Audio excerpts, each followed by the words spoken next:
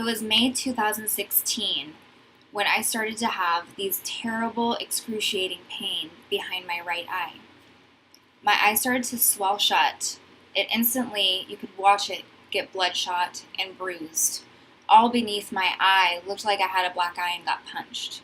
This was the worst pain I had ever felt in my life. I felt like I had a brain tumor and there was so much pressure behind my eye, but nothing would relieve the pain.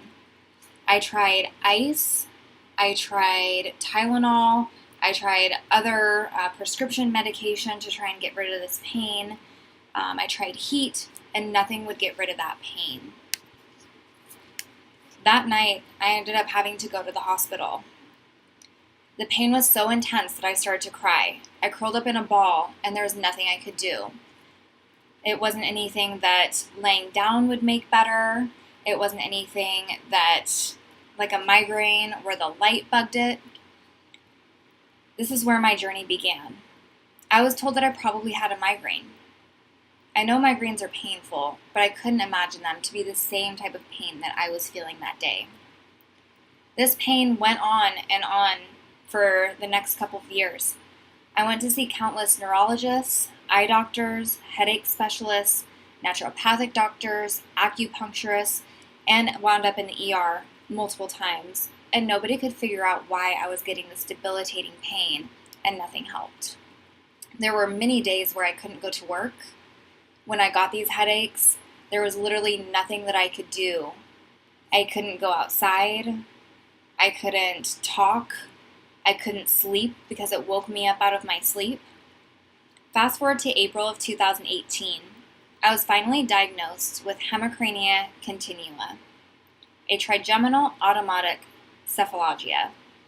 What in the world is that? In a more simple language, I have a form of what's called a cluster headache. They call them these cluster headaches because they come in clusters or bouts that last for several weeks. Some people may have these headaches all through and never have periods of remission. Other people will have them just once or twice a year for a week or two. But these headaches go on multiple times throughout a day, and there's literally nothing that you can do to stop the pain.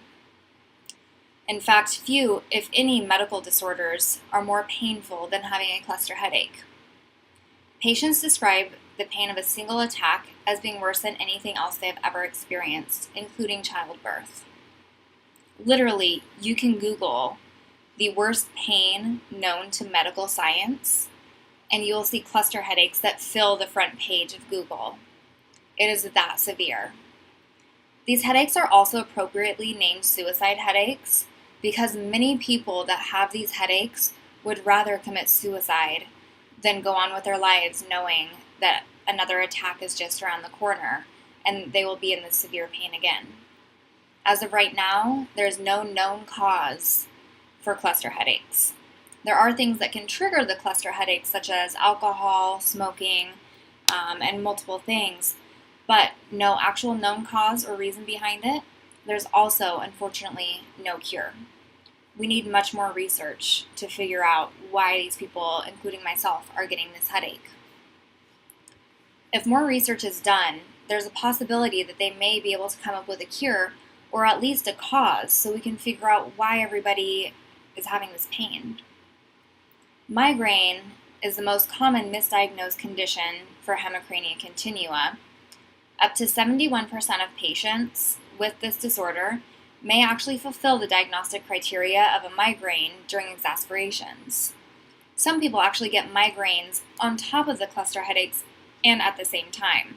So I can see why doctors get this condition confused with migraines. But we need to learn more about this disorder, and there needs to be a lot more research so doctors can properly diagnose these people. On average, people with cluster headaches go 2 to 3 years without getting a proper diagnosis and the help that they need. These headaches do occur in less than 1% of people, but these people deserve answers and to be taken seriously. And this is compared to 15 to 18% of the population who get migraines. What if you or one of your loved ones got this disorder and had no answers? Could you imagine a grown man being brought to his knees in pain, banging his head against the floor because that feels better than the pain that he is in. Although this condition is rare, it's terrifying to think that it's possible to watch a loved one in this much pain and there's nothing you can do to help. Because there's no known cause, you don't know who might get it. They say that it doesn't necessarily run in families, so you have no idea if you're next in line to get these headaches. So, to help, I'm asking for donations for clusterbusters.org. This is a non-profit website that's dedicated to help sponsor research and find resources for other cluster heads like myself. These people really need help and a good support system and all the research that they can get. This headache is pretty much as common as getting multiple sclerosis or Parkinson's disease. These other diseases are well known, but for some reason the general public doesn't know much about cluster headaches. In fact, before I got cluster headaches, I had no idea what they were. So anything that you can do will really make a big difference and help this organization. I appreciate all of your time and listening.